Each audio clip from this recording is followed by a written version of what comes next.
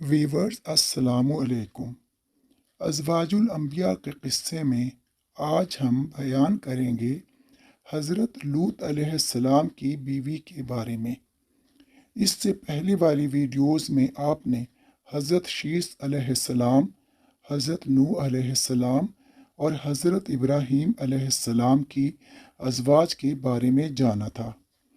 اس video میں حضرت لوط علیہ السلام کی بیوی وائلہ کے بارے میں معلومات فراہم کریں گے۔ اس سے پہلے آپ سے درخواست ہے کہ ہمارے چینل کو لائک، شیئر اور سبسکرائب ضرور کر دیں اور بیل بٹن کو بھی پریس کر دیں تاکہ آنے والے اس طرح کی معلوماتی ویڈیوز آپ کو فوری ملتی رہیں۔ حضرت ابراہیم کے ازواج حضرت سارہ کے قصے میں آپ کو بتایا گیا تھا کہ حضرت سارہ لوط علیہ السلام کی بہن تھی اور یہ دونوں حضرت ابراہیم کے چچا کی اولاد تھے۔ حضرت لوط بھی حضرت ابراہیم کے زمانے میں نبی مابعوث ہوئے۔ ان کی قوم بھی بہت بھٹکی ہوئی اور گمراہ تھی۔ حضرت لوط کی بیوی وائلہ کے بارے میں اکثر تاریخ نگاروں کی تحریر میں اچھا نہیں لکھا گیا۔ وہ لکھتے ہیں کہ وائلہ صورت کی اچھی تھی مگر سیرت کی بری تھی۔ حضرت لوط کو اپنی بیوی سے جو راحت اور مدد ملنی چاہیے تھی وہ انہیں نہیں ملی تھی۔ اس عورت وائلہ کا ظاہر و باطن یکساں نہ تھا۔ وہ دکھانے کو تو شوہر کی فرما بردار اور مسلمان تھی مگر حقیقت میں وہ منافق اور اپنی قوم کی ہم خیال تھی۔ اس کے مذہبی خیالات بہت خراب تھے۔ قرآن شریف میں بھی کئی جگہ اس کا ذکر آیا ہے۔ حضرت لوط کا اس عورت سے نکاح کرنے کا سبب یہ ہوا کہ جب حضرت ابراہیم علیہ السلام مقام صبا میں آباد ہوئے اور وہاں وہ بہت آسودہ حال ہو گئے، ان کے مویشی زیادہ ہو گئے۔ اسی طرح لوط علیہ السلام کے بھی مویشی اور بہت سے چرواہے تھے، لیکن پھر کیا ہوا کہ حضرت ابراہیم اور حضرت لوط کے چرواہوں میں لڑائی ہو گئی، کیونکہ وہ اکٹھے رہتے تھے، اکٹھے ہی مویشی چراتے تھے۔ اس لڑائی کے بعد حضرت ابراہیم نے حضرت لوط سے کہا کہ اب ہمارا الگ ہونا بہتر ہے، ایسا نہ ہو کہ آگے چل کر یہ معاملہ مزید خراب ہو، لہٰذا مناسب ہے کہ تم پورب کی طرف چلے جاؤ یا میں چلا جاتا ہوں، تم یہاں رہو۔ لوط علیہ السلام نے سوچ سمجھ کر یہ فیصلہ کیا اور اپنی تمام املاک سمیت مقام صدوم میں آ بسے۔ یہ مقام شام و حجاز کے درمیان فلسطین سے ملتا تھا اور اردن کے قریب تھا۔ ابھی یہاں آئے ہوئے کچھ دن بھی نہیں گزرے تھے کہ ایک سردار نے آپ کو آسودہ حال دیکھ کر اپنی بیٹی وائلہ کا نکاح آپ سے کر دیا۔ پھر آپ یہاں مستقل بس رہے۔ اس وقت تک آپ کو اس قوم کی حالت کے بارے میں صحیح اندازہ کرنے کا موقع نہ ملا تھا۔ وائلہ سے نکاح کے بعد آپ کو اچھائی اور برائی معلوم ہونے لگی۔ مقام صدوم میں اس وقت 5 بڑی بڑی بستیاں آباد تھیں، مگر ایک بستی صغر کے علاوہ چاروں بستیوں کے باشندوں کی حالت نہایت خراب تھی۔ ان میں بت پرستی اور بعض نہایت شرمناک عادتیں پیدا ہو گئی تھیں۔ وہ بدکاریوں کے اتنے عادی ہو چکے تھے کہ ان میں اچھے برے کی تمیز بھی ختم ہو گئی تھی۔ قرآن مجید میں ان کی شرمناک حرکتوں کے بارے میں فرمایا گیا ہے کہ بے شک تم مرتکب ہوتے ہو ایسی بے حیائی کے جو دنیا میں کبھی کسی قوم سے وجود میں نہیں آئی۔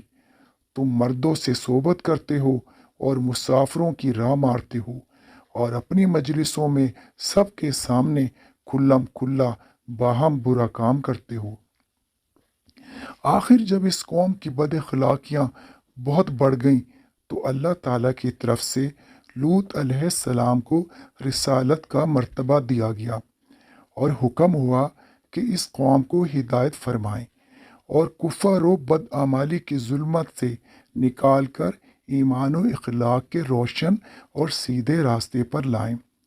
چنانچہ جب آپ نے نصیحت اور اصلاح شروع کی تو قوم نے کیا، وائلا نے بھی آپ کی بات کی مخالفت کی اور احکام نبوت پر ہنسی اڑانے لگی۔ یہ مخالفت اس کی کھلم کھلا تو نہ تھی مگر خلاف امید تھی۔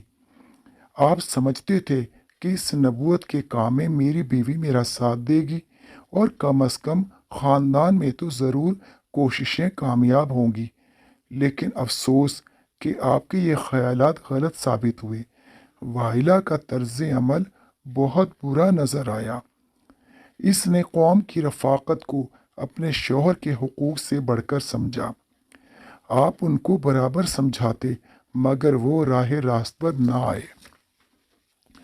ان بدعمالیوں میں وائلا ان کی برابر کے شریک بنی رہی اور اس نے شوہر کی صحبت کو برکت نہ سمجھا اور نہ اس کی پرواہ کی۔ وائلا کے بطن سے حضرت لوط علیہ السلام کی چند لڑکیاں بھی ہوئی جن کی شادیاں اسی قوم میں کی گئیں، لیکن صرف 2 بیٹیاں جو ابھی قواری تھیں اور مسلمان تھیں وہ اپنے باپ کا ساتھ دیتی تھیں، اور صرف انہی نے نجات پائی تھی عذاب سے، باقی سب بیٹیاں اور داماد ہلاک ہوئے۔ وائلا اور اس کی قوم کی بربادی اور ہلاکت کا قصہ بہت پردرد اور افسوسناک ہے، جس کو ہم اب تفصیل سے بیان کرتے ہیں۔ جب وائلا کی قوم آپ کے حسن سلوک سے ذرا بھی متاثر نہ ہوئی اور برے کاموں سے باز نہ آئی اور ان کی بدکاری حد کو پہنچ گئی تو آپ نے تنگ آ کر اللہ سے اس قوم کے لیے بد دعا کی۔ اس بد دعا کو زیادہ عرصہ نہ گزرا تھا کہ اللہ تعالیٰ نے وہ تینوں فرشتے بھیجے جو حضرت ابراہیم کے گھر تشریف لائے تھے اور حضرت سارہ کو حضرت اسحاق کی پیدائش کی خوشی سنائی تھی۔ یہ واقعہ حضرت سارہ کی ویڈیو میں ہم بیان کر چکے ہیں۔ یہ فرشتے حضرت ابراہیم کے علاقے سے مقام صدوم کے کنارے پر پہنچے تو ان کی ملاقات لوط علیہ السلام کی ایک بیٹی سے ہوئی جو پانی بھر کر اپنے گھر جا رہی تھی۔ ان تینوں فرشتوں نے پوچھا کہ کوئی ایسا گھر ہے جہاں ہم رات بسر کر سکیں۔ وہ بیٹی تو لوط علیہ السلام کی تھی، حوصلہ مند اور نبی کی بیٹی تھی، مہمان نوازی طبیعت میں تھی۔ اس نے فرشتوں سے کہا کہ جی ہاں، گھر بھی موجود ہے اور آپ کے آرام کی سب چیزیں بھی ہیں، لیکن آپ ٹھہریں، میں ابھی آتی ہوں۔ وہ جلدی سے اپنے باپ کے پاس آئیں اور عرض کیا کہ نہر کے کنارے 3 جوان آئے ہوئے ہیں۔ وہ بہت وجاہت والے خوبصورت لوگ ہیں، اس سے پہلے ایسے لوگ نہیں دیکھے۔ حضرت لوط نے کہا کہ جلدی سے جاؤ اور انہیں گھر لے کر آؤ، مگر خاموشی اور چپکے سے، تاکہ اس قوم کو ان کے آنے کا معلوم نہ ہو۔ ایسا نہ ہو یہ لوگ انہیں نقصان پہنچائیں اور مجھے رسوائی حاصل ہو۔ حضرت لوط کی بیٹی ان مہمانوں کو عزت کے ساتھ اپنے گھر لے آئی۔ حضرت لوط کی بیوی جو کہ گھر میں تھی وہ تھوڑی دیر کے بعد چپکے سے گھر سے نکل گئی اور قوم کے بڑے لوگوں کو خبر دے دی کہ 3 خوبصورت جوان آج ہمارے گھر مہمان ہوئے ہیں۔ وہ اس قابل ہیں کہ آپ انہیں اپنا مہمان بنائیں، اور اگر لوط علیہ السلام اس کا انکار کریں تو زبردستی انہیں ان سے چھین لیں۔ چنانچہ ان بڑوں نے 10 آدمی حضرت لوط کے گھر اس غرض سے بھیجے۔ یہ لوگ آئے اور انہوں نے حضرت لوط سے کہا کہ ان مہمانوں کو ہمارے حوالے کر دو۔ آپ نے انہیں بہت سمجھایا لیکن وہ نہ مانے۔ ان لوگوں نے زبردستی مہمانوں کی طرف ہاتھ بڑھایا اور پکڑ کر لے جانا چاہا تو اسی وقت یہ لوگ اندھے ہو گئے، انہیں کچھ سجائی نہ دیا۔ وہ گرتے پڑتے اپنی قوم میں گئے اور جا کر کہا کہ لوط علیہ السلام نے اپنے ہاں جادوگروں کو ٹھہرایا ہوا ہے، انہوں نے ہمیں اندھا کر دیا ہے۔ ساری قوم غصے کے مارے آپے سے باہر ہو گئی اور سب جمع ہو کر حضرت لوط علیہ السلام کے مکان پر امڑ آئے۔ آپ بہت گھبرائے اور ان کی زبان سے نکلا کہ اے کاش آج مجھے کوئی قوت حاصل ہوتی تو کسی محفوظ جگہ پر پناہ لے سکتا۔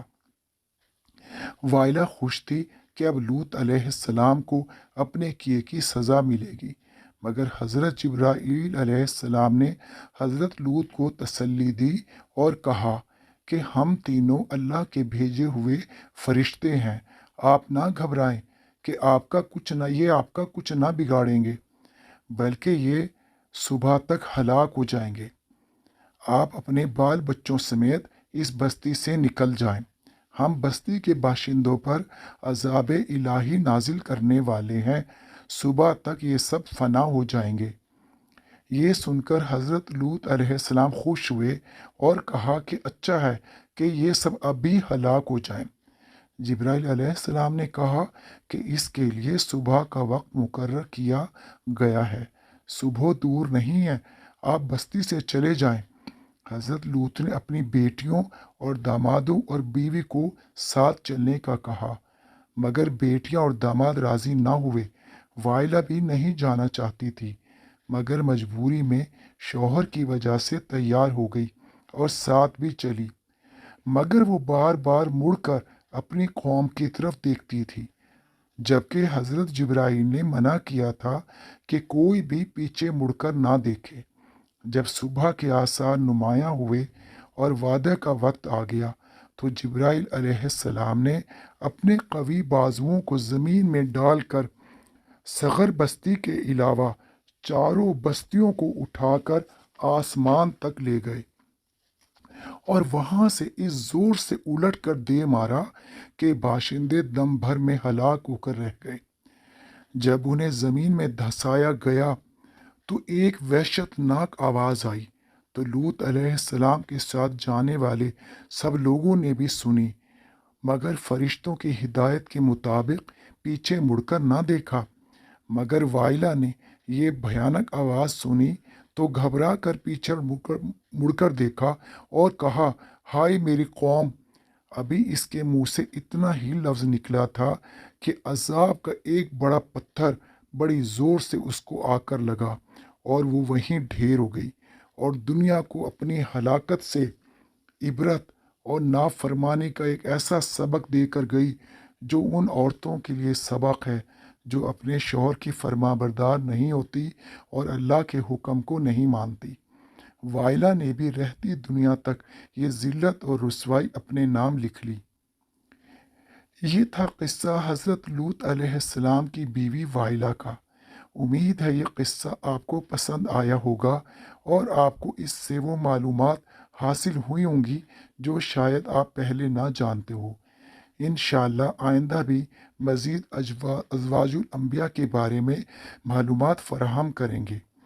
آپ ہماری ویڈیوز دیکھتے رہیں، اس کے لیے ہمارے چینل کو لائک، شیئر اور سبسکرائب کریں اور بیل آئیکن کو ضرور پریس کر دیں تاکہ آنے والی ہر ویڈیو آپ کو فوری ملتی رہے۔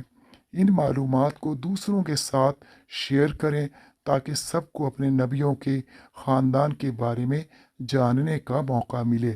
اپنے بچوں اور اگر آپ ٹیچرز ہیں تو اپنے اسٹوڈنٹس کو ضرور یہ معلومات دیں۔ آپ کے تعاون کا بے حد شکریہ۔ اللہ ہم سب کا حامی و ناصر ہو۔ والسلام۔